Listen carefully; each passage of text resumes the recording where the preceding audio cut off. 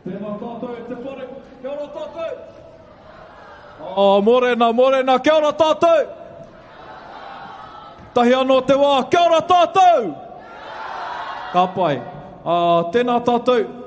Hei pānui mā koutou, hei whakamohiotanga. We're going to have a very quick, short, formal proceeding.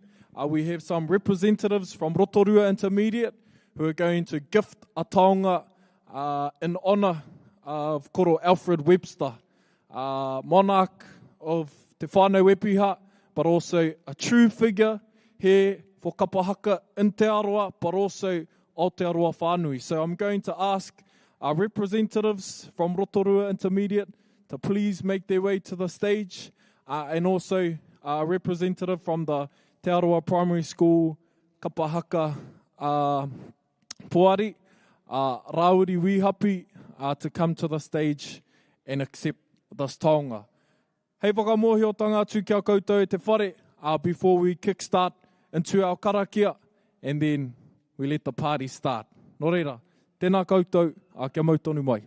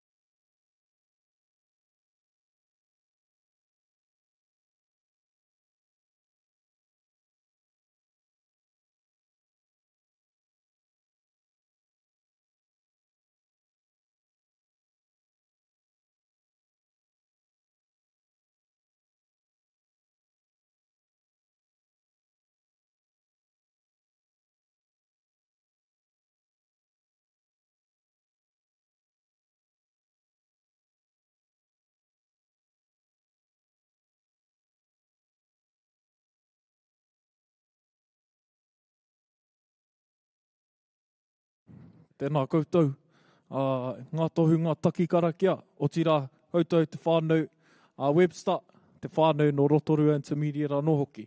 Kia mohi o mai koutou everyone, just so you know, a whakamārama for our taonga will be given at prize giving tomorrow night. Ka pai, ka pai.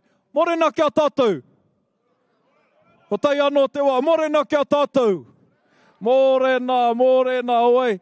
A koe tēnei, rangatahi, rangatahi a tāhua pūro tūrawa atu, e tuake nei mu i a koutou, ho mātou a ngā kauwhakataki kōrero, mō tēnei o ngā whakataetae Kapa Haka, o te mana kuratahi ki roto o Te Arawa. Anō reira, koe ahau, ko rua me tō hamiora tōku ingoa, he uri no Ngāti whakaue, tūhaurangi, Ngāti piki ao, te whānau apanui, te whakatōhe anō hoki. Ai, ka huri kia wai. Tēnā tātou, ko manaia Hereni Lewis wanoa hau, he uri tēnei no Te Arawa whānui, Ngāti awa, Ngāti kahungunu, me nai tū hoe hoki. Kia ora tātou e te whare, ko anahira mea tōku ingoa, he uri ahau no Te Arawa whānui, tū whare toa, Ngāti piki ao, tūhaurangi Ngāti wāhi ao, Ngāti whakaue, Ngāti uenuku kōpako, me te toinga. Awai, Māori ora, kei te mai, kei te kā. Māori ora e te whare, ko ai tēnei, te tuake nei, ko Te Arawa te waka, ko tama te kapua, te kāhu, tātara o runga, ka heke rawa kia hau, anei a hau he uri o whakaue kaupapa, te tuake nei, anei a hau he uri o rangiwaho, te tuake nei, te mihi kia tātou kua whakakao mai nei, ai roto i tēnei o tātou nei whare tapiri, no reira, huri tēnei au kāmi. Ngā miho te wā kia tātou, ko ai tēnei, ko rāpata nikora te amahaukingi are te puru tēnei, e tū nei, e mihi nei. Ko ai rā tēnei i tipu ake au, ki ngā kūmara o te kura kaupapa Māori o te Maketū, ara i tipu mai ahau, kia oku ki tōku pākārito nei, Ngāti whakaue, no reira, ai tēnā rā tātou. Tēnā rā tātou e te iwi, ko ai tēnei huhupe, ko pare toro a websatare tōku ingoa, he uri tēnei no Te Arawa whānui, no te whānau apanui, no nai tūhoi, no tainui waka, no ngā puhi hoki. Anei mātou, ngā whanaunga, e tū hikaka nei, ki mua i a koutou e te whānau, i mua i o mātou matua keke, whaia keke, māma pāpā hoki. Anei mātou tino hikaka ana te ngākau, kia tūtaki i a koutou katoa o tēnei iwi o iwi kē, o rohe kē, nau mai haere mai, nau mai ki Te Arawa, nau mai ki ngā pūmanawa e waru o Te Arawa, anei mātou ngā uri o tamata kapua, ngā uri o tūtāne kai me hine mai mihi kau ana atu ki a koutou katoa. No reira, kia ora. Kia ora, kia ora. No reira e te whānau. We actually have one person missing. She's still coming from up north, but does anyone here watch Something for the People? Oh. We'll say that again. Something for the People. Does anyone here watch that? Ka pai, ka pai. Now, some of you might recognize the beautiful face of Ani Pātene Biru. She is also joining our MC cohort, a Popo. Hei te hoki mai, te whānota i tēnei wā, so she'll grace the stage with her presence, a Popo. Anyways, before we get started, we have a bit of time to kill. So some of our kai kōrero have got a few things to go over, some of our house rules, ngā tikanga me rā momo āhuatanga, our order of performance and things like that. So I'm going to offload it to whoever is going next. I'm just trying to fill in the gaps while our MCs find their notes. All right, since my cousins are still trying to look at their notes on their phones, I'll take this time to announce the amazing kapa that we have in store for each and every one of you tonight. Nō reira, tuatahi ake, our first kura tonight, we have Te Kura o te Whakarewarewa. Do we have some whānau for Te Kura o te Whakarewarewa? Humai te paki. Tuarua, we have Te Umu o Puiti, which is another kapa from Te Kura o te Kautū. Humai te paki. Following them, we have Te Wharekura o Ngāti Rongomai Poniponi. Our fourth kapa is Hurungaterangi Nohinohi. And finally, te whānau, to wrap up our amazing night this evening, we have Matawhaura, which is a combination of Te Kura Kaupapa Māori o te Rotoiti me Te Kura o Rotoma. Humai te paki.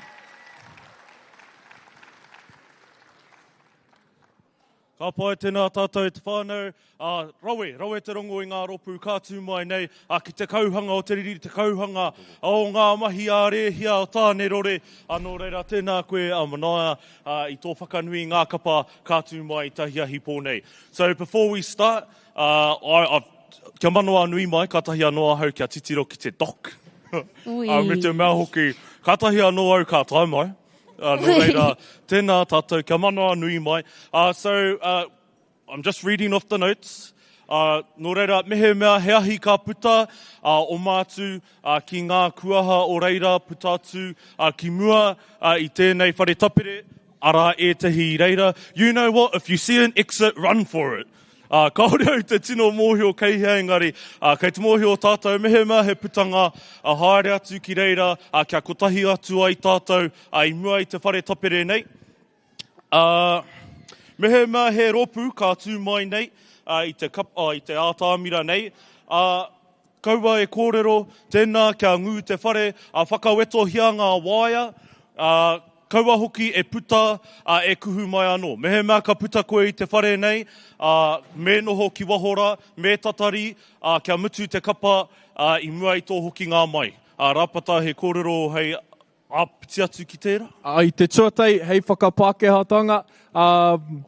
So, what Horawai has just finished explaining, in the event of a fire or an earthquake or any other natural disaster, please make your way out the fire exits. You will see as the doors you came in, there's some bright green signs just above them. Make your way out. Don't run. Just walk. Don't panic. So I can get out in front of you and we'll meet in the car parks. Ka pai. Now, during the performance, we ask that everyone stay seated. Ka pai. There's nothing worse than distracting the group when you hear the sounds of the chairs at the back going up. Ka pai. And also, during the performance, we ask no recordings, no flash photography, as that also puts out and distracts our tauira. Ka pai. We want to ensure our tauira, our tamariki, have the best performance that they have ever had. Ka pai. We also have official media people who are taking both photos and videos, and there will be a chance for you to catch a replay of your Tamaiti's performance. Ka pai. Any other kōrero? Yeah, well, tēnā koutou kia maumahara mātou. Be a tidy Kiwi, you know, put your rubbish in the rubbish bin. You know, the rubbish isn't going to run into the rubbish bin. So, but anyways, yeah, just means no kai. Also means no kai or food in the auditorium. Yeah, please just leave the kai outside and, you know, just eat in the fine dining areas over there. O tira ki ngā pūtea tautoko o te kaupapa nei, Te Arawa Kapa Haka Charitable Trust, Whanga Moa Trust, Rotorua Principals Association, me te Rotorua Te Kaumārima Trust anō hoki. Tēnā rawa koutou. Ka pai tātou I wareware ia mātou tētahi o ngā ture. He wāhi auahi kore tēnei. Nō reira mehe mea koe kei te momi hikoreti. Mehe mea he momi paipa, tēnā haere atu ki tērā taha o te whare kaua. Kia whakaro nui ki ngā whānau kaore e momi hikoreti e mahi e rā momo mahi. Nō reira, kia whakaro nui ki e rā kaore e mahi haere atu ki tērā taha o te rori mahi o mahi. Ka pai, and to translate that, this is a smoke-free and vape-free event. Ka pai. Think of yourself as a role model for our tamariki. You don't want them to see you vaping or smoking. There's one area you can go to smoke, and it's nowhere near here. Go to Whakarewarewa and be a part of the geysers over there. Ka pai.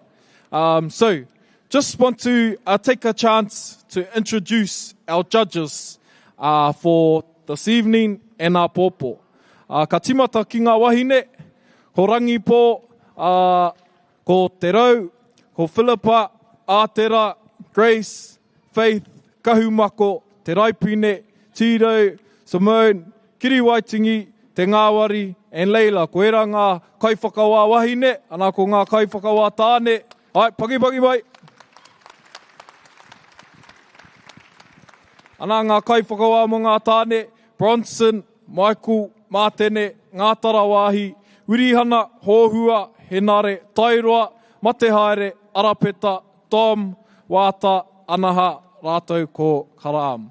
Ka pai. So koe nei ngā pai whakawā mo ngā rangi e taha ke nei. Ka pai. Moving on, what else do we have? Alright, te whānau. Now, one thing we have to make known is that we have te kaumāwaru, amazing kura, who have worked very hard and tirelessly to come and perform for you all in the hope of eventually going to Manakuratahi Nationals next year in Tauranga Moana.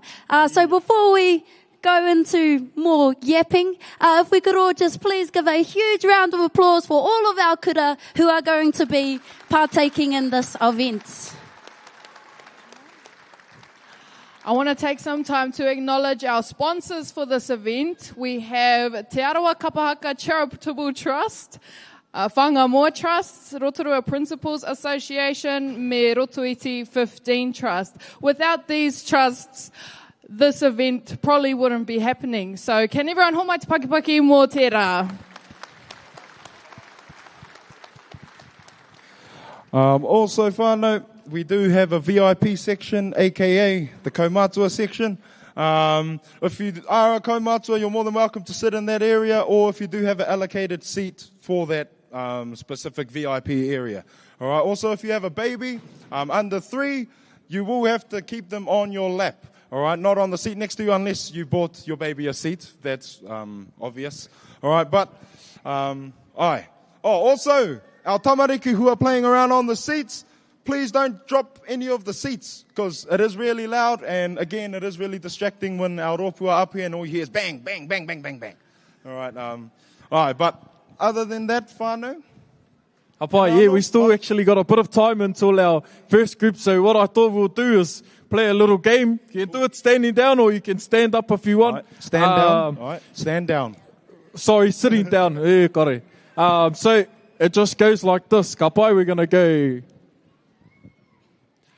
tahi, tahi rua tahi, tahi rua toru rua tahi, tahi rua toru whā toru rua tahi, tahi rua toru whā rima whā toru rua tahi, tahi rua toru whā rima ono rima whā toru rua tahi, tahi rua toru whā rima ono whitu ono rima whā toru rua tahi, tahi rua toru whā rima ono whitu waru whitu ono rima whā toru rua tahi. Hawaii?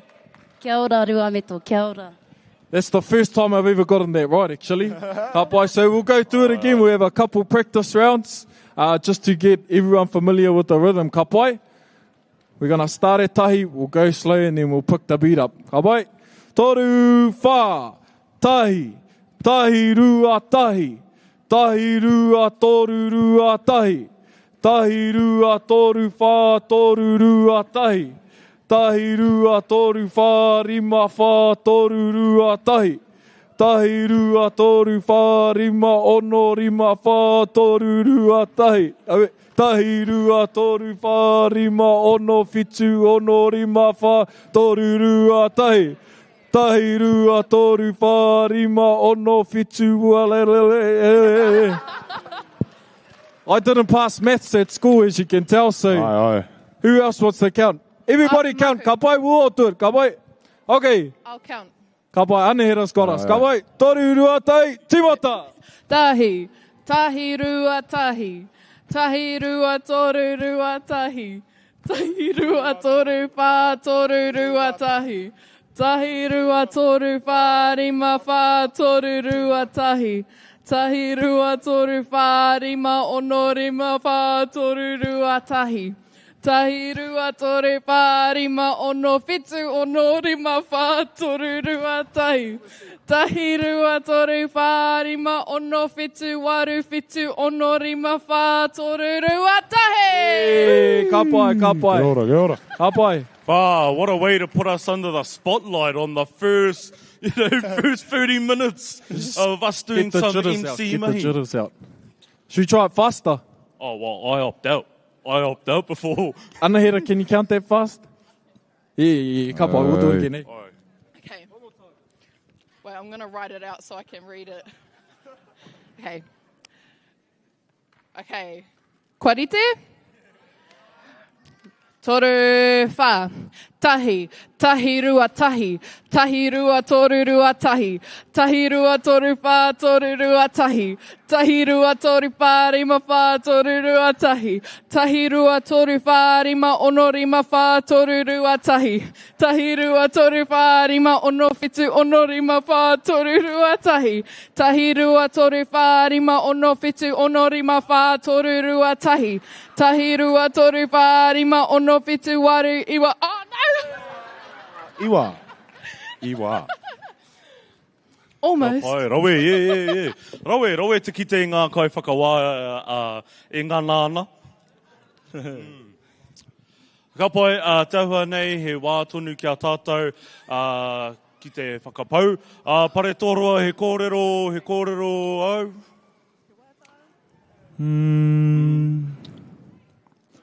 Ko wai hia ana ki te waiata. Tātou katoa. Ai. Ka pai. Well, e mō ki ana mātou katoa, we all know that the hikoi just went on. And put your hand up if you all went to the hikoi. Yeah, a couple of us. Oh, actually quite a few of us went to the hikoi representing Te ao Māori, Te reo Māori, standing together, unity as one kotahitanga whānau. So we're going to put that kotahitanga to the test. All right, and we'll sing a song. I'm pretty sure we should all know it.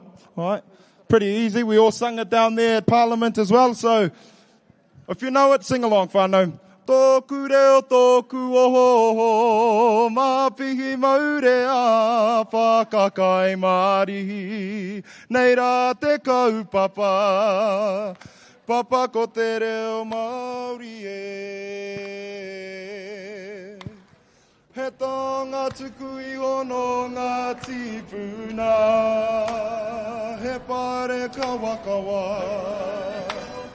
He mea hira e. Tōku reo, tōku oho, māpihi maure a whakakai marihi. Kōrero tia te reo, reo i ngā waka koa. Kia kore rite ki te moa.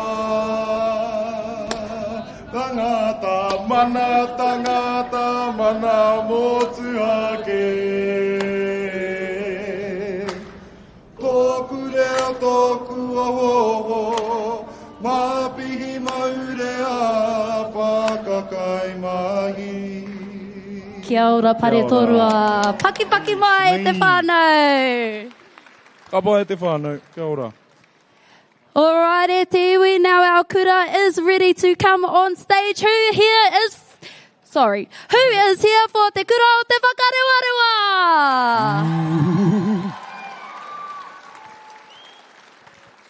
Rawe, now our kaiako mō tēnei kura, ko Kātera Mapau, Ruben Edwards, me Auntie Rexina Morgan. Ko ngā kaitātaki o te kapa, ko Kiriko whai me kaere, rāua ko Eastsider Gates. Homai te paki.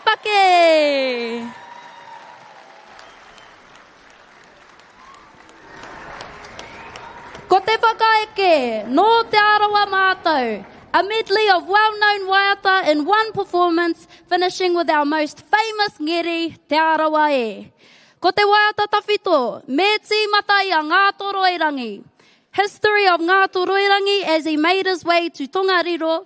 He asked for help from his sisters and they brought fire. Ko te waiata ringa, whakarewarewa, kia u ki te pai.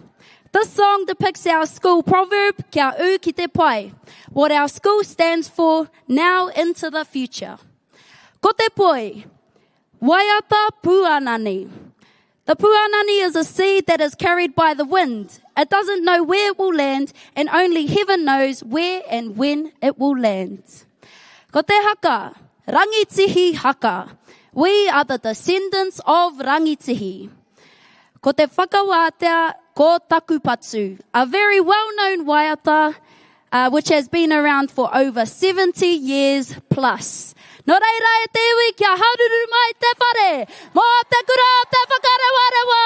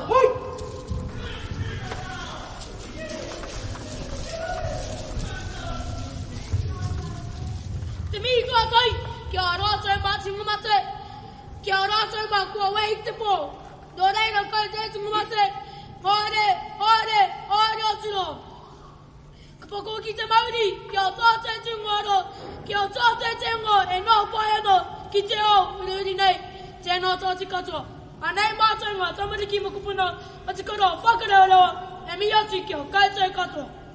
Kaitai kua tātunu mai, kua tai tapiti mai, ki te tautiko I tēnei kaupapa, ki ngā koake o Te Arawa, tēnei au kami, ki ngā kura atu whakatātai nei, tēnei au kami. Nō reira, huri noa tō tātai whare, tēnā koutou, tēnā tātai katoa. He wai!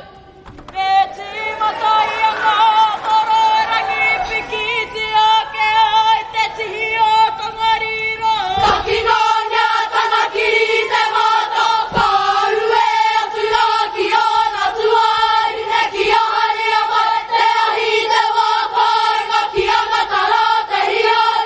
Ka ruru mai te whenua ko, ka tatu mai ki tana taha mawe atu I a rā, ma te wera me te ahi te tahata, ka mā, ka toru ka mā.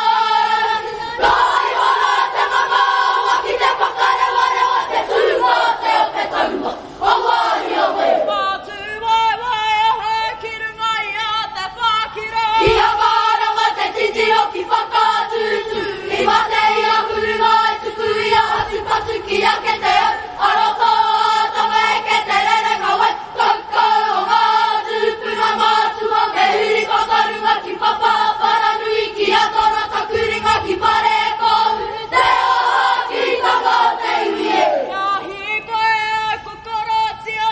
Kai tua mai ko te waro ngā wai, kai kōtu ko te wai o ni hōtahi ki a pepe atu ki roto o puaringa ki a rere I te kai, me mihi atu rā ki ngā mōkai a koko e kōhua rā, ko te miti ko wai, kōrua ko parenga taka ko tūtai koko. Me hoki e ki te awa. Kai ko mai ko wai, uka ko tikorangi I wera mai, te moana I a te korokoro ko te hō ko kereru, ko te wai o ranga o rāta ko wai, korohihi ko te māhanga ko kō mutu ka eke ai, te roke ko wai, haru ki a piti atu ki kua, e tū whakaira I a mai rā ko kōru, te whakamiharo tamo te au. E pāhiri mai ko papa kura. Kai mai ngarui ko te puke arua ine, noho tonu rā ko pura petu, ko ngā rara tuatara ki ati,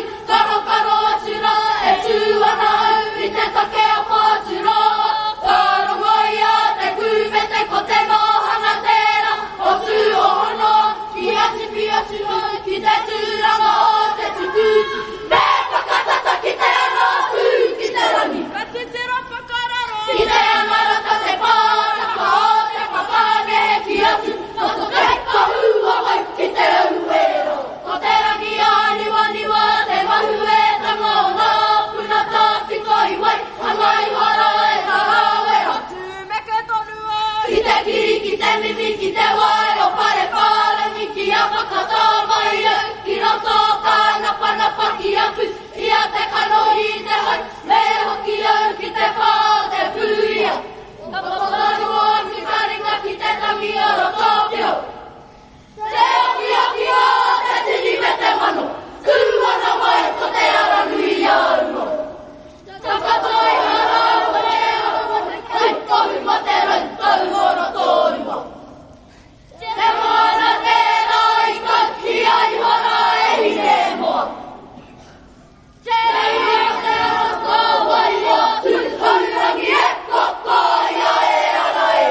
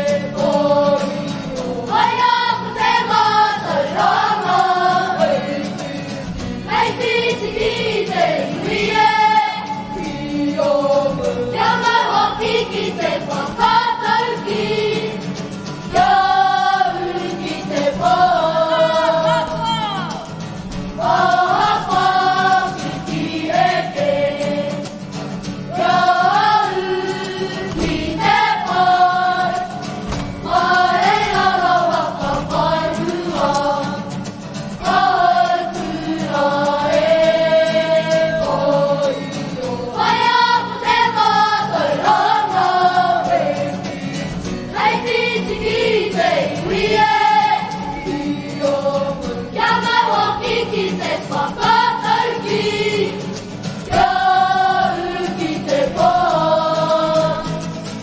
Kia uru ki te pai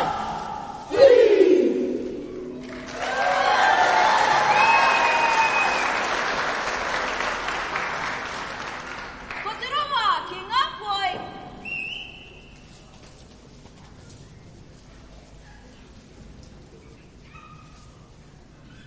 Hoppe!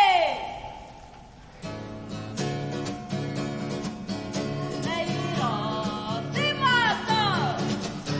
Neira, watu poi E tuanani ano E te hoi te rangi koreo E ngaro O te ate puna wairua Iritia Paki te whenua Kia kaua te oranga Ko te o katoa Kana koa e tu nei E takoa ki te a Te uri kaka tikuranga O te ngara katanga Kaki ki te a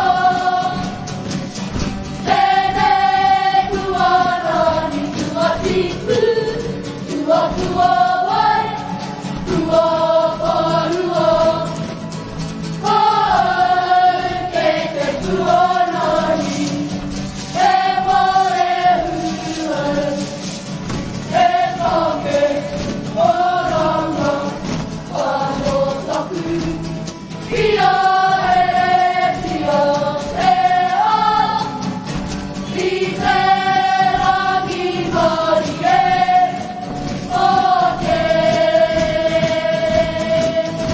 Ake Tonu atu Ia nei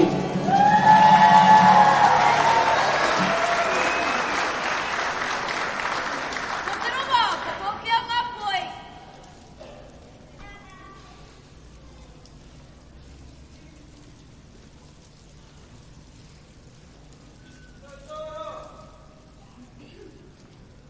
O kaua kaua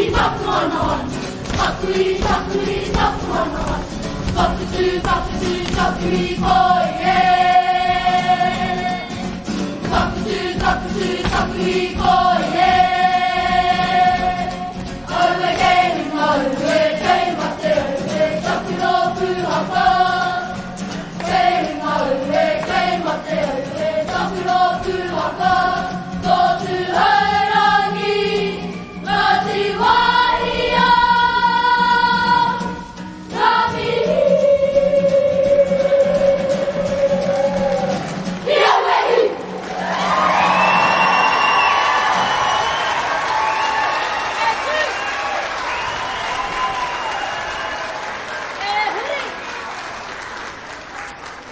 Ka poe e te whare whakanui a rātou!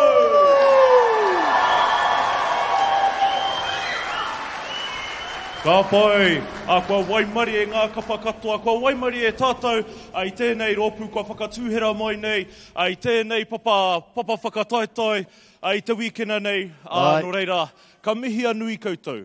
Ai, tino rōreka koutou, ngā mihi nui. Ka poe. Before we move on, we're just going to go over, just for koutou ngā mea, kei te kuhu mai. Ko tētahi o ngā ture, o tēnei o ngā whare, mehe mea, ka kuhu mai koe, ka kati ngā tatau ki te whare, kaore tae koe te puta ki waho. Me noho mai koe ki roto nei, kia mutu rāno te kapa, kātū. Hei whakapākehātanga. When the groups are performing, those doors right there are going to be closed. So you guys are going to have to kia tere if you guys want to watch the next kapa. Ka pai. Me te mea hoki, kaore au I tino rongo I tētahi whakapōreareatanga I te marea. So this crowd is quite disciplined. It's quite disciplined. Kaore au rongo I ngā tūru I te pāopao I rungara. Kaore a hau I rongo, tērā pia he tamariki tonu e tākoro ana. Engari, kia maumahara tātou, tēnā koa kia ngū te whare I ngā tamariki e haka ana. Otira, kia koutou ngā kaitango pikitia, I runga I ngā tūru tēnā koa waiho mō ngā professionals. Tika. Kei te kite, we've been seeing the sneaky ones, the ones that are trying to hide their cameras, and then next minute your flash is on, and then everyone's seeing your flash. Yeah, don't use your iPhone, whānau, use your eyes. Kia ora. Ka pai, rawe tēnā. He wero tērā mō taiwa. Hei ua te kore whakamahi waia. Tētahi mea pai kia hau, te kite I tēnei o ngā whakataetae, kei te titiroa hau ki te pai whakawā, ka miharoa hau te kite I te rangatahi, I te taiohui o ngā kai whakawā. He rawe. It's cool to see all our tuakana, our cousins at the pai whakawā. Yeah. And it's cool to see te nui o ngā tāngata I konei, nei? Ko ki ana te whare, anō nei ko te whare whawhao o te akapirangi. Tika. Hey, what about this one? You know, ka kia te kōrero, ko te whakairinga o te kupu, ko te whakapiringa o te tangata. But I reckon today, tēnei whare, ko te takahi o te haka, ko te whakapiringa o te tangata. Ara, ko ngā tamariki, kura taka wainga tērā, kua whakakao mai I a tātou I roto I tēnei whare, and it's just beautiful. Otira, there's another thing that I would like to share with everyone. With everyone who's just come in, please be a tidy Kiwi. You know, please chuck your guys' rubbish in the rubbish bin. You know, it's for the goodness of Papa Tuanuku. So, koe ranua. Tika, ka pai. Tika rapata. Nō reira, mehe mea koe ka kite I tētahi para, tēnā kohia. Mehe mea kei te kai koe, kaore te mohi o mehe mea ka whakaitea rānei te kai I roto I te whare nei. Engari, mehe mea kei te kai koe, if you're having a kai, bringing kai in, please take your rubbish out.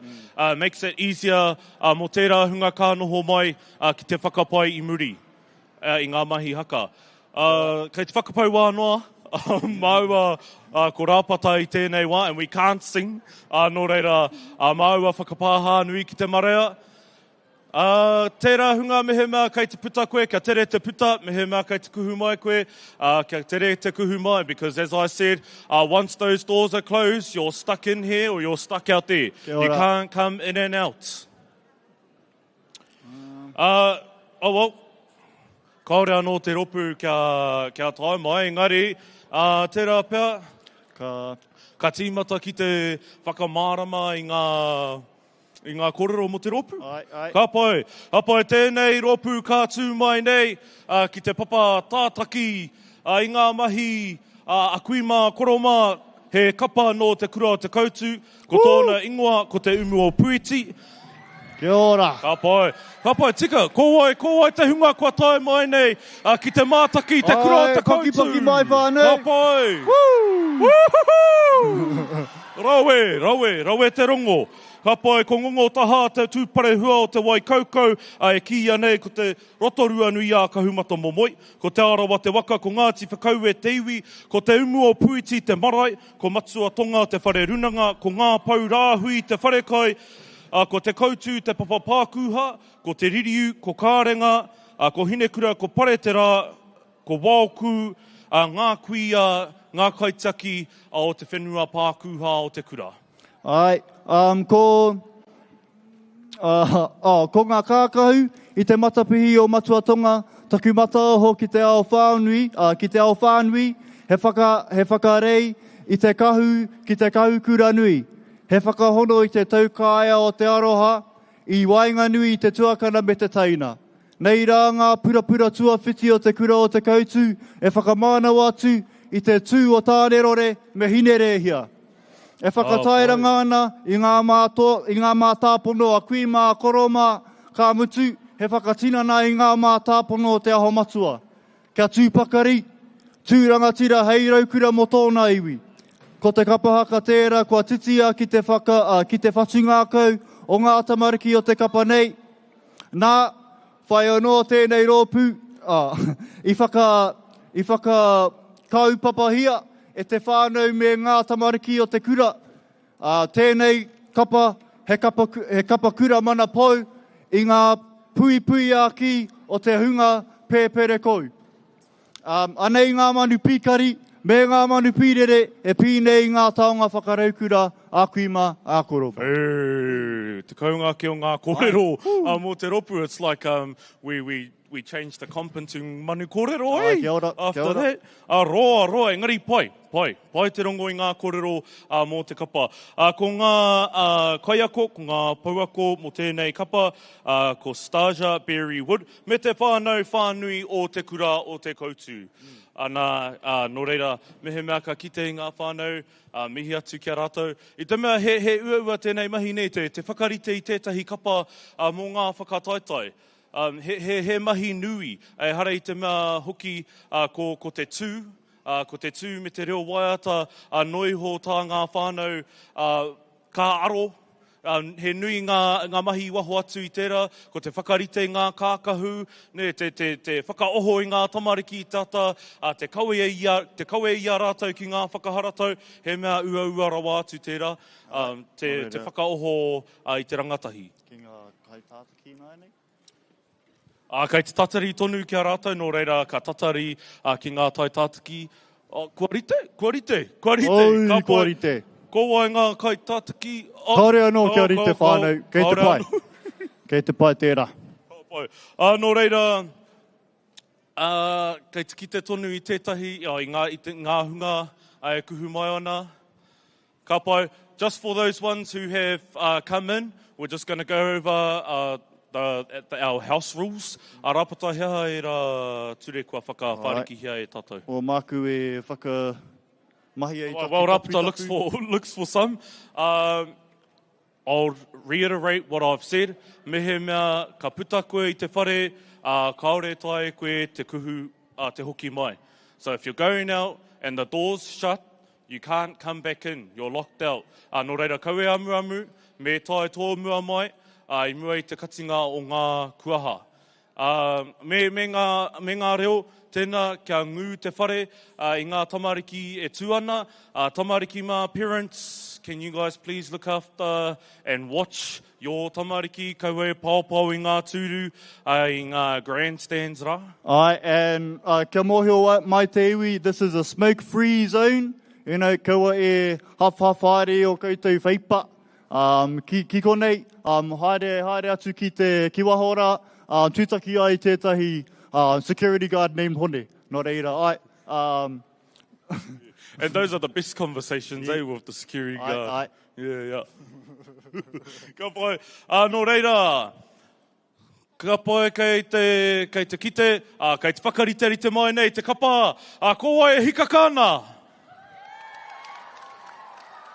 Ka pai, me kaha tātou te whakanui i ngā tamariki, ne? Aha koa te kapa, aha koa kōwai, ka tū mai nei ki te atamira, he whānau katoa tātou.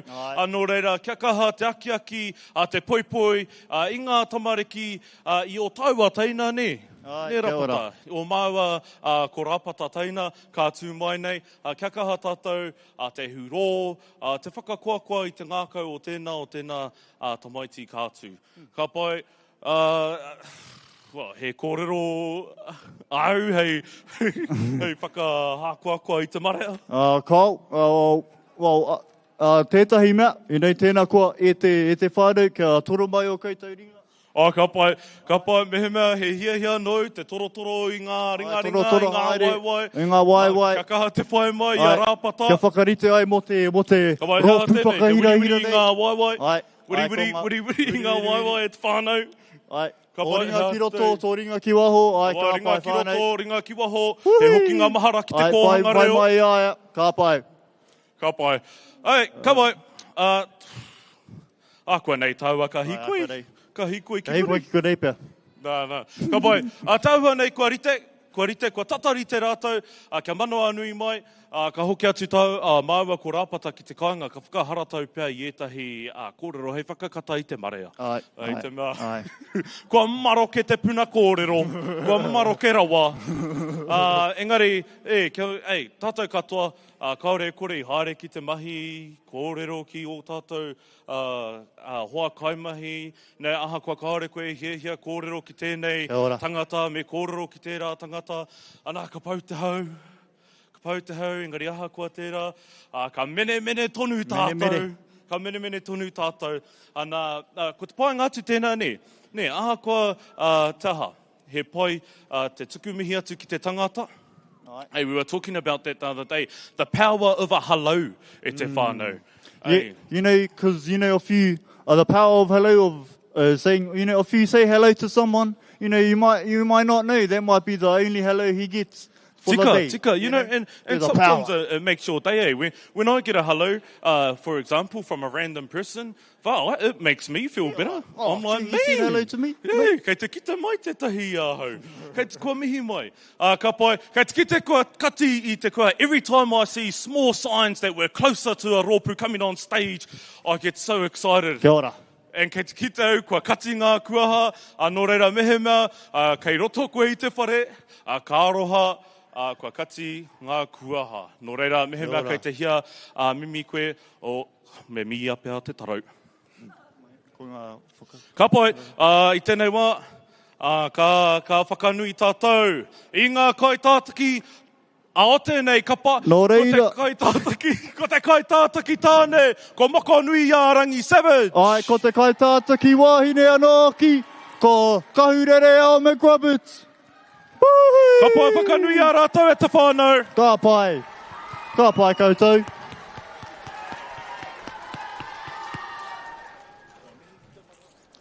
Nō reira, ko te waiata tira e whaiake nei I nā te nui, nā te taipa kāmeta, ko te whakaeke, he aha te tohu, nā te rangi hemi, ko te waiata tawhito, ko tomokia, nā ihipera koria, rāua ko te urumanao, rātana, nō reira, ko te waiata āringa, e koro whakauwe, no ki mai hakarāia, ko te poi, e rere rā, nā te taipa kāmeta, ko te haka, ko papaki tītaha, ko te aho matua, anō hoki nā te korou whangataua.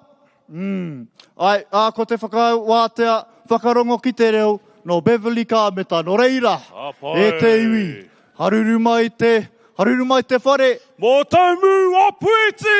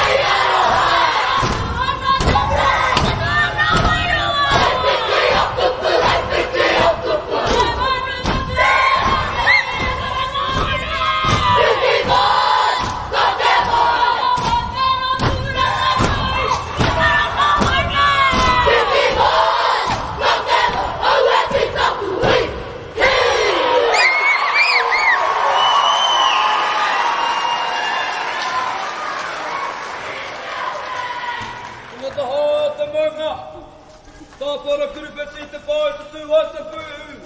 Poi poi haku manu e takato nei. Tūia ngā me ngā kārangaranga ki te reo te whenua kua ngaro nei. Kei ngā kōkō tāta ki kaukura, kua ngaro i roto i ngā iwi. Ngā Mārekura, ngā Whatukura, te pūātanga o te au Huakirangi, i woki mai ngā tatau o tiki orangi. Ngā tō te pō kia tātou mā. Ātai o te kia tātou e tū mai nei. Tēnā tātou katoa. Tiraranga, tiraranga! Hau! Mana motu ake! Hau! Taitanga! Tuku! Oma ki atu e awirimu ratona ki te whare o Kuinimi Kitoria. Ko tāna, e whai te rangatinatanga, e whai te mana motu ake, mo te iwi Māori. Ko tātou tonu tēnei, papatoni nei. Hare pīkari moi, ko te ki i toringi noa nei rungi a tātou. Tau marama tei, takiri moi! Tamaki a wira mu te whare o te tikua. Hoki ni hori, tama e ruera whakapurara.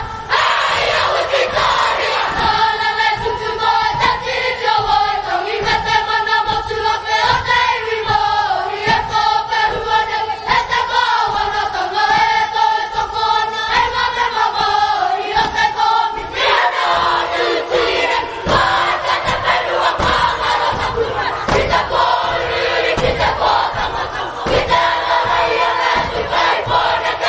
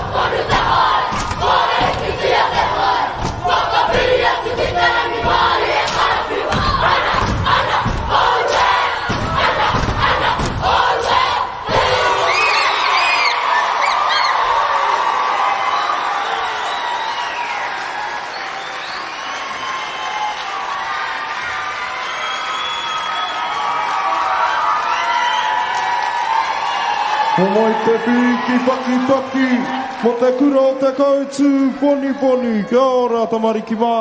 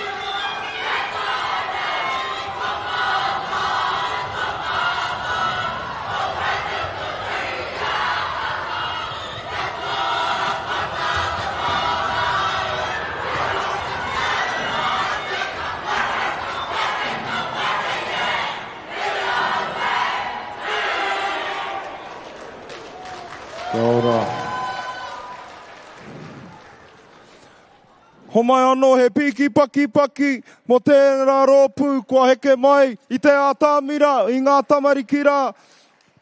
Uhuhu, kua tutu te puehu. Oh. He ahua, he wā poto, e toi ana mo te rōpū e hara mai nei. So we do have a bit of time before our next group does come on, whānau. So we're going to treat you with a bit of music, all right? So we'll see you soon, whānau. Kia ora.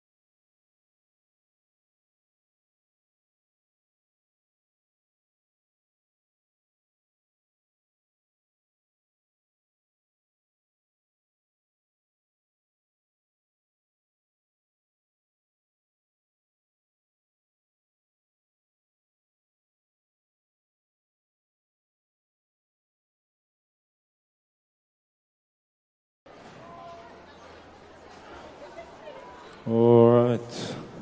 Tēnā rā tātou anō e te whānau.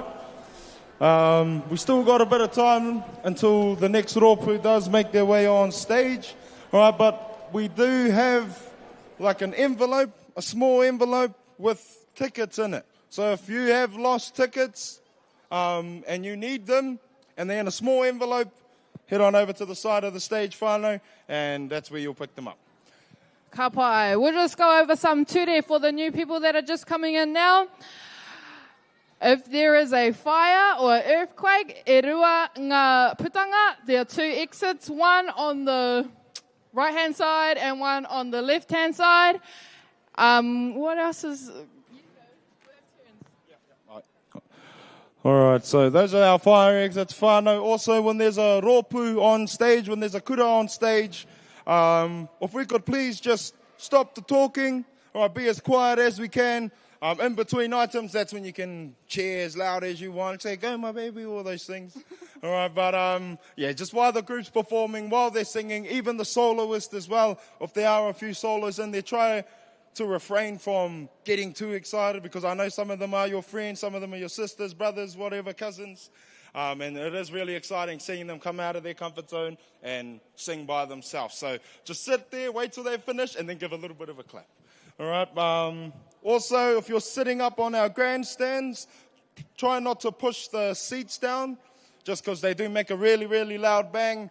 Yeah, see? All right, but... All right. Also, no video cameras, no flash photography, no photography whatsoever.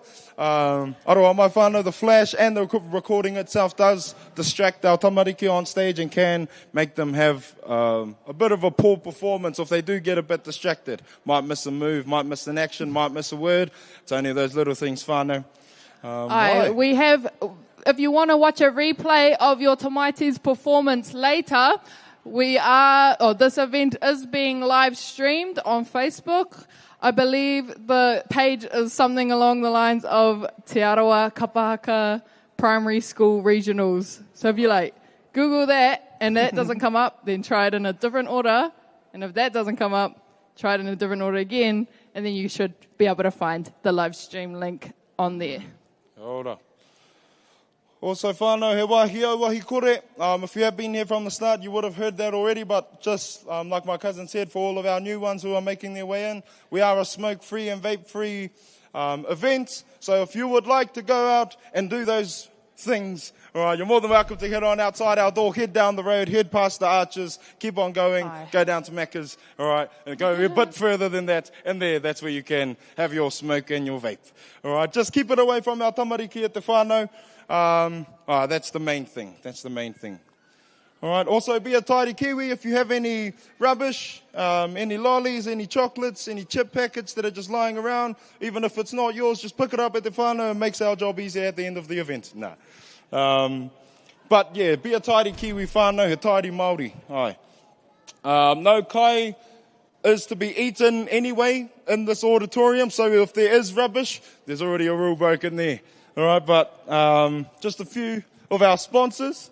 All right, just a few of our sponsors again. Te Arawa Kapa Haka Charitable Trust, Whangamoa Trust, Rotorua Principals Association, and Roto Itzi 15 Trust. I just also want to give a big thank to our principals of all 18 kura. Without you giving our kids the time to be able to practice their items, to be able to practice our culture, none of this would have been possible, so thank you very much to the principals, kura auraki, kura Māori, kura Kaupapa as well. Tēnā rā tātou katoa. I just want everyone to give a big round of applause to all the tamariki that will be performing this weekend. Kia ora. Yay! Kei te hoki ngā mahara au, I'm just going back and remembering when I had my turn performing on this stage with my kura. It is a big commitment. Everyone here knows that. Everyone here has probably done Kapa Haka as well. Oh, no.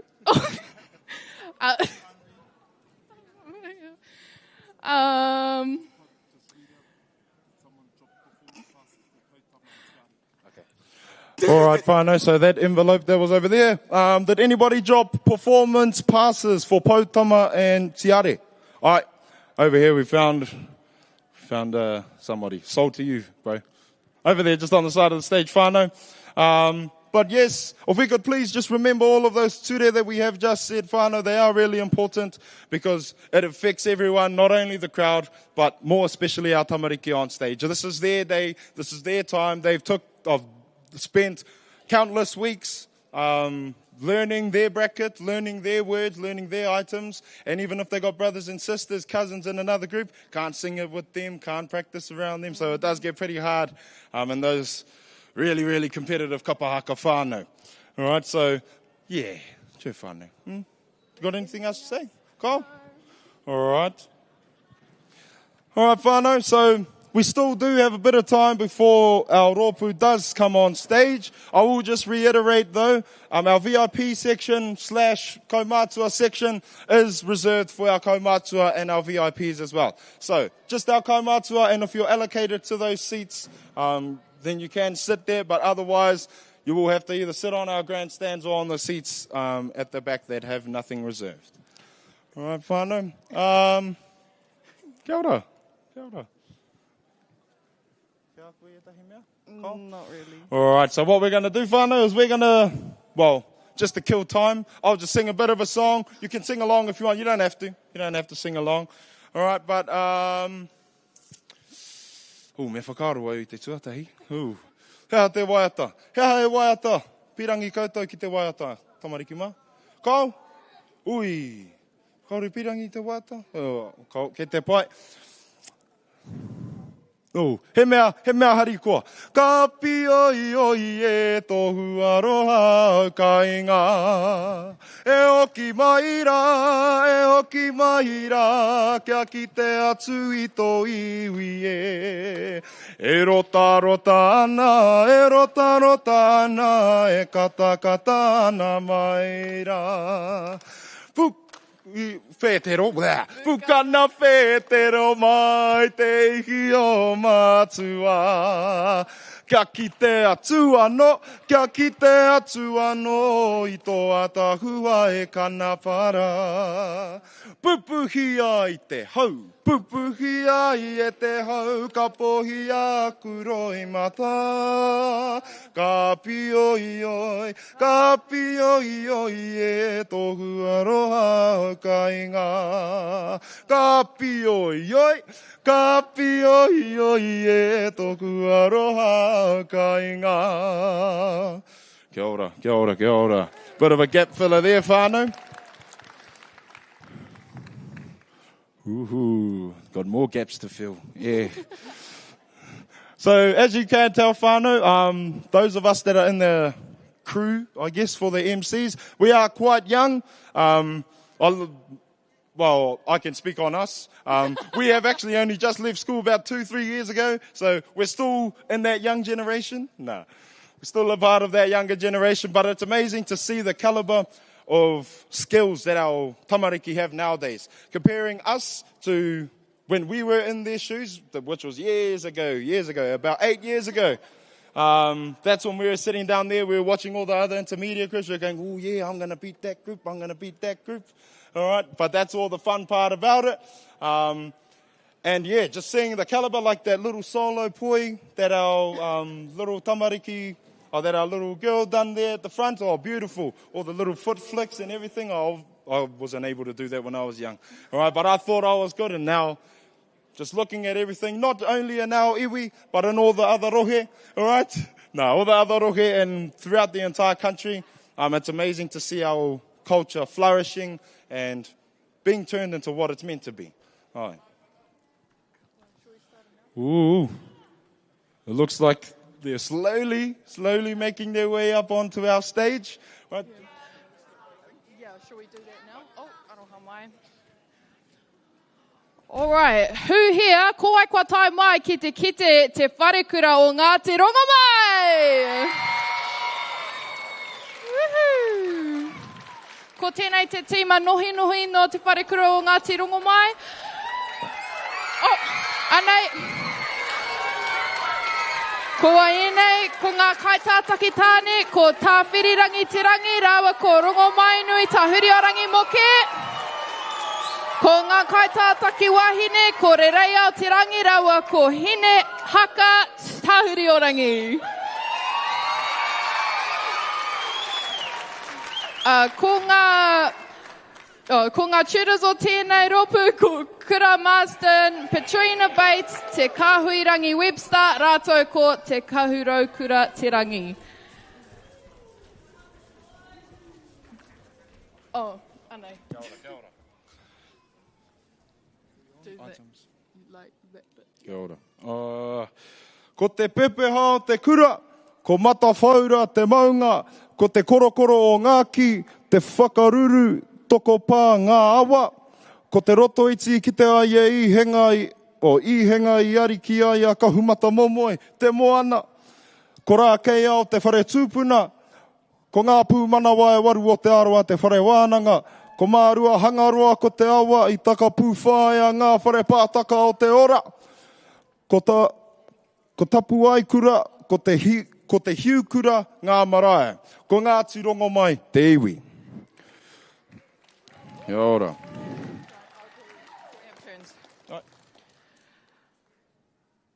Ko te whakaike, ko te ingoa o te whakaike nei, ko hāpatia karanga te pō.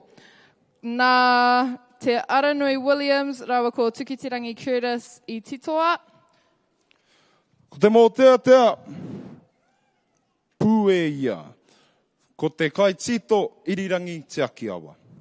Ko te waiata aringa, ko kei runga, ko ai titoa kei runga. I ki mai ki runga i tēnei, tataraua ko te Aranui Williams. Ai, kia ora.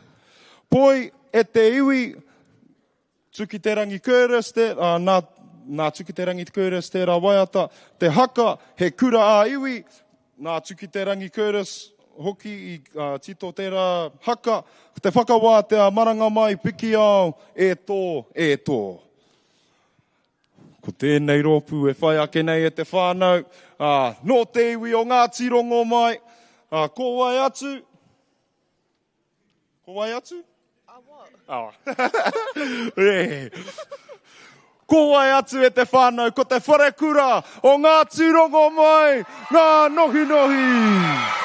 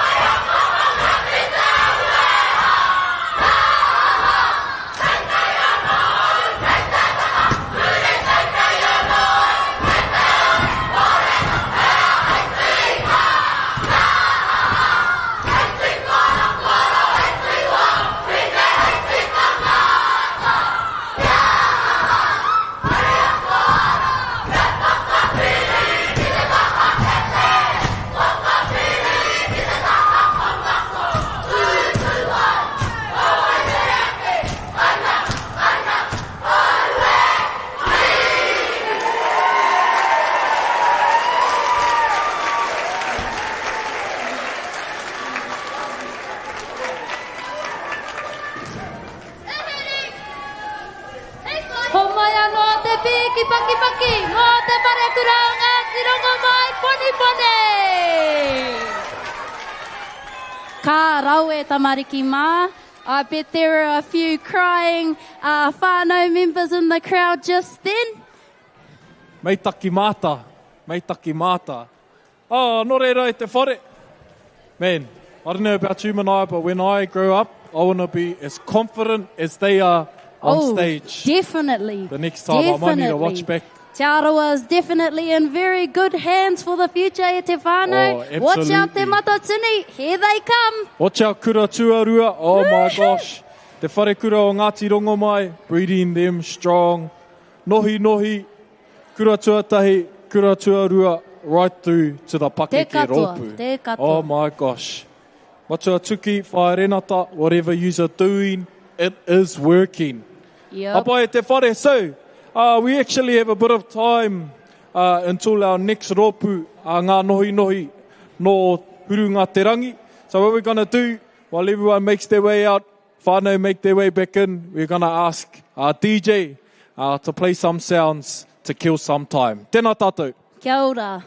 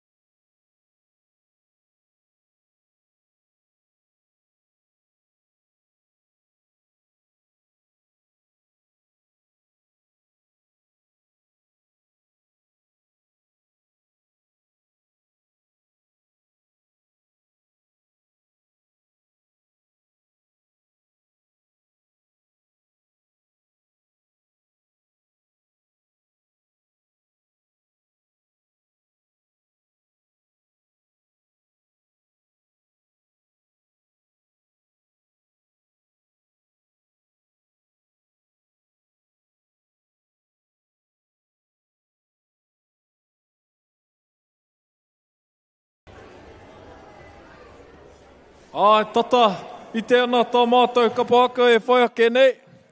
No reira, e te whare, we just thought we would go through a couple of little reminders, a little replay or a little run-through of who's performed. So first, who started us off this afternoon was Te Kura o Te Whakarewarewa. Following them was Te Umu o Puiti, ngā Nohinohi o Te Koutu. The beautiful group who has just graced our stage before, Te Wharekura o Ngāti Rongomai Poniponi. And we have Hurungaterangi, Nohinohi, about to come on stage. Do we have any whānau? Tai mai te tautoko I a Hurungaterangi? Yeah. Kawe. Ka pai, tēnā koutou. That was a nice little test for your applause. Ka pai. But once our tamariki come on, and when they finish, we want it to be double as loud as that. Ka pai, we want it to be triple as loud. Because they deserve it, ne? Ka pai. So we'll have one more test run, ne? Ka pai, what do you reckon? Paki paki mai mo Hurungaterangi! Yehey! Kārawe te whānau. Yes, that was tino pai. Now, just for all our whānau who are just making their way inside now, just a reminder, please remain seated while our tamariki are on stage. We want to give our tamariki the best possible chance to give their all without any distractions. So please, e te whānau, remain seated and please, please, please try your very best not to pull your phone out, to take photos and videos of your tamariki. I know you'll definitely be wanting to take photos or Facebook Lives to show the rest of your whānau just how proud you are of your tamaiti. Engari e te whānau, we have some professionals in the whare tonight who will be able to do that, and you can go back home later tonight and watch the live stream. Ngā mihi. I know you might be thinking, well, we can see you two with your phones, but that's because that's the way this world goes. MCs, we can be on our phones, I te rānei. But kia mōhio mai koutou, we have our very own local Gecko Productions shooting our live stream for our whakataetae, I te rānei, mea popo hoki. So, e te whare, it looks like our next kapa is ready to take the stage. Anei e tehi kōrero mō tō tātou kapa. He kura ho matua, tō mātou nei kura. He kura aro ngātahi, e whaia nei ngā mātāpono o te aho matua. He nui te aroha ki tō tātou nei reo rangatira. Ko ngā puna te kāinga tūturu o te kura, kei manga kākahi te kura e tū ana I tēnei wā. Ko Hurungaterangi te marae, nei rā te mihi aroha kia koutou katoa, o tira tātou katoa o Te Arawa, a nei mātou e tau nei ko ngā Nohinohi o te kura kaupapa Māori o Hurungaterangi. Ngā kai whakaako. Ko te kai whakaako o tēnei kapa e te whānau, ko whaia Donna Morrison. Ko ngā kai tātaki o te kapa, ko ngā tamariki katoa, homai te paki. Ana, he rite tonu ngā kai tātaki, wahine o tēnei kapa, ko ngā kōtiro katoa, paki mai. Anei, ko ngā ingoa o a rātou, a waiata, te whakaeke, te ngeri o haumai tawhiti, te waiata tawhito, tērā koe ngā hāwini o te haimona, te waiata āringa, nei rā te kaupapa, ko te reo Māori, te poe, pāke te whero, o te haka, o te aho matua, te whakawātea, tērā koea, ko tī ore. E te whare, are you ready? Apai, kia haruru mai te papa, mō te kura kaupapa Māori, Hurungaterangi!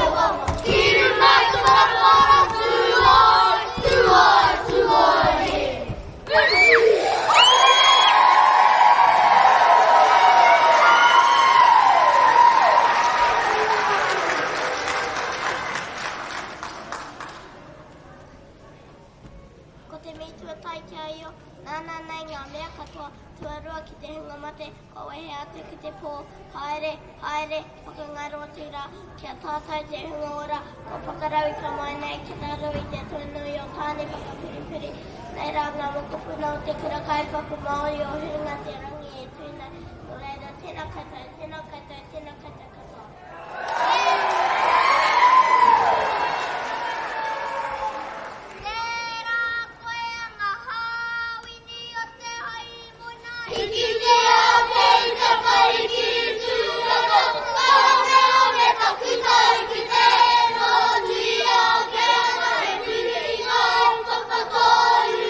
Taku taku ua, inchi ki ropi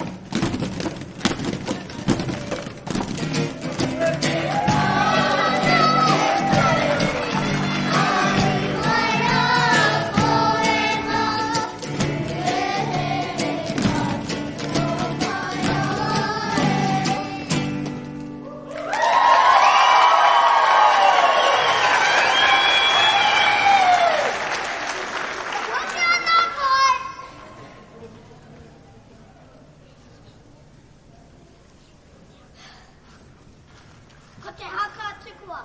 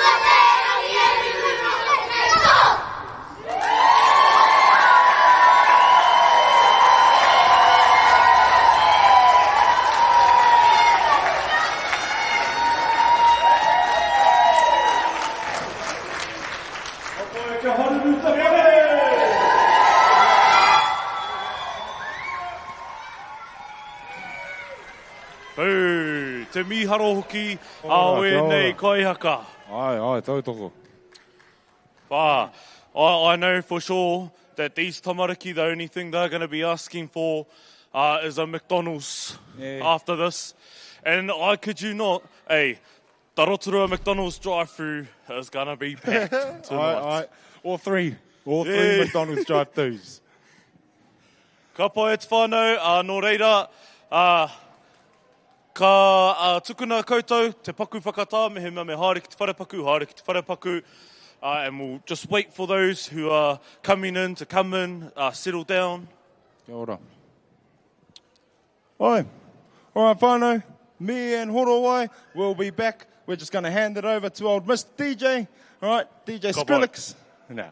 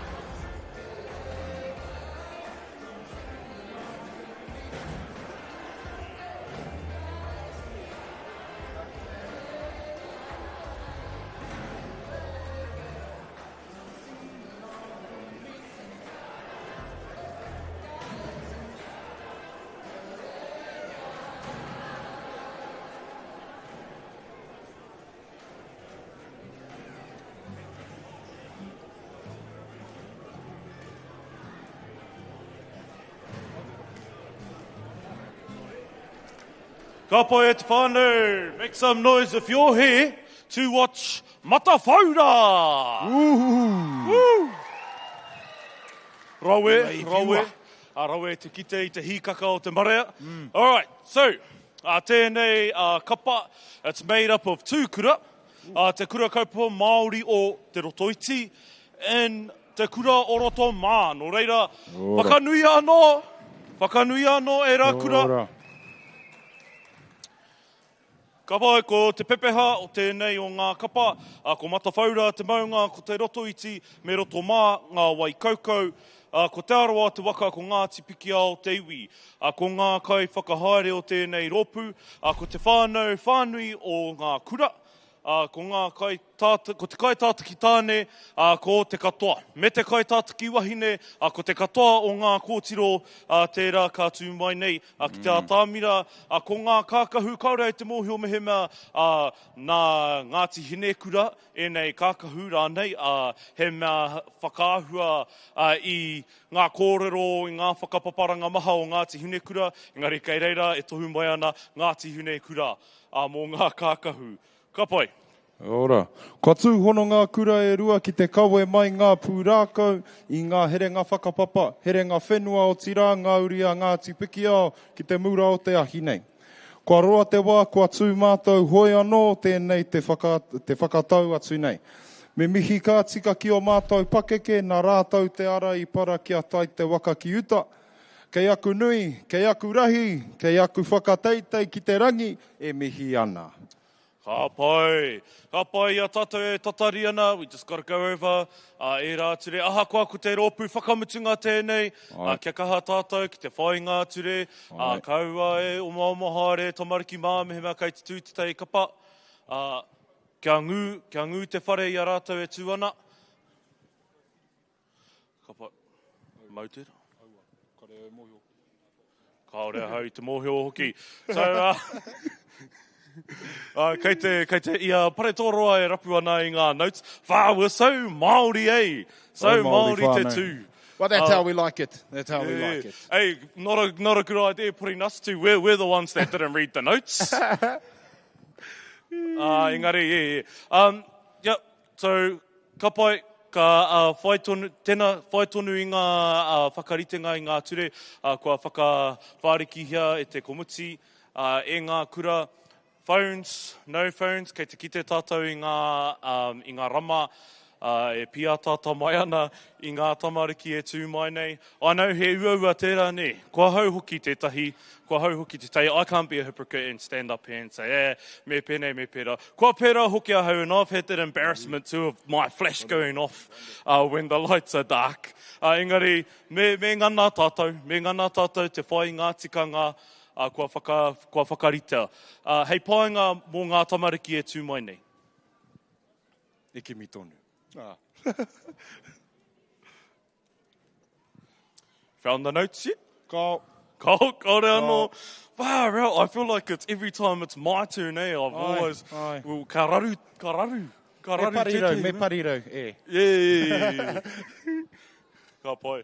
Nō reira, ko te rōpū whakamutunga tēnei, kia kaha tātou, te whakanui a rātou, rau e te kite, I ngā whānau kua toi mai nei, ki te mātaki, tēnei o ngā kapa, kia kotahi anō te pīki paki mo tēnei kapa.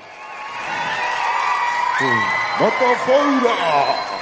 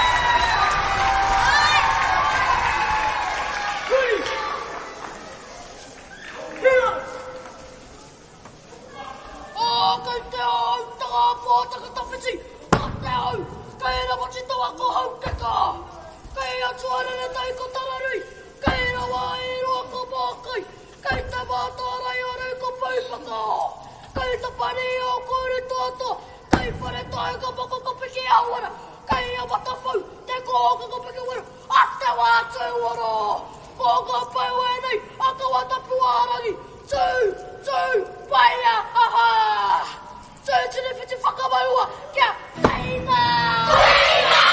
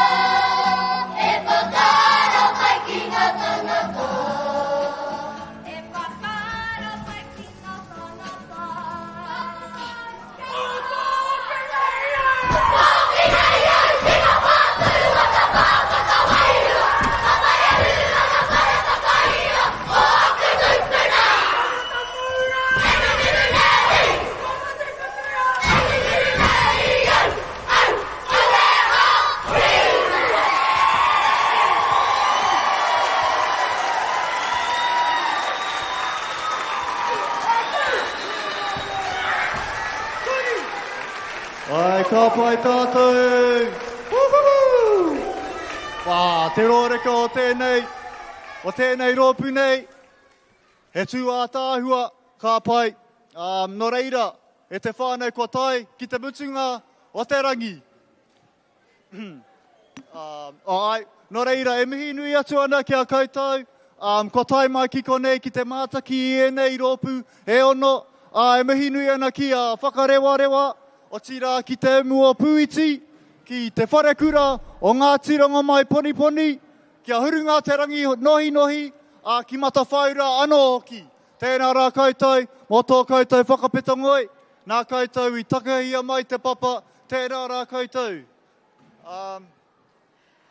Alright, te whānau. So just a couple pānui while our whānau are making their way out the doors. Tomorrow, our session does begin at 8 a.m. Engari, our doors will open at 7:30 a.m. Kia ora. Yeah, and karakia starts at 8 p.m. and then at 8:30 there would be the first group, which is Ngā Purapura Tuawhiti o te Koutu, Whaimuri a rātou ko Rotorua Intermediate, and then Whaimuri a rātou ko Whangamarino, ko Mokoia Intermediate, ka whai he 10-minute break. Whaimuri I tērā ko te Kura Kaupapa Māori o Hurungaterangi, ko te Wharekura o Ngāti Rongomai, ko te Kura Kaupapa Māori o Whakarewa I te reo ki tū whare toa. Koera te session tuarua. And then we have a lunch break at Te Whānau at 12 p.m. Now we'll come back for the beginning of session 3 at 1 p.m. with Rotorua Primary. Following them will be Kaitau Intermediates at 1:40 p.m. We'll then move on to Te Puna Whitiki at 2 p.m. and then another 10-minute break. Whaimuri I tērā break. We have Te Kura Kaupapa Māori o Ruamata, and then we have Limmore Primary School. And to complete our whakataetae, we then will finish off with Te Kura o Hirangi at 4 p.m. Āpōpō. Ka pai e mihi nui ana ki te komiti whakahaere, koutou I whakatū te kaupapa nei, o tira ki a koe a Local Gecko Productions, koutou ngā kai kāmera o te kaupapa nei, tēnā rā koutou, ki a koe Alex, ngā mihi nui. Yeah, ka tahuri atu ki te karakia pē? Ai. Oh, yeah. Yeah, kua whakakapi I ngā kōrero katoa no reira, ka hihiri tātou. Tūtaua mai runga, tūtaua mai roto, tūtaua mai waho, tūruki whakataha, tūtaua mai runga, tūtaua mai raro, tūtaua mai roto, tūtaua mai waho, kia tau ai te Māori tū, te Māori ora, ki te katoa, haumi e, hui e, tai ki e. Pōmari e te whānau, hei te ata.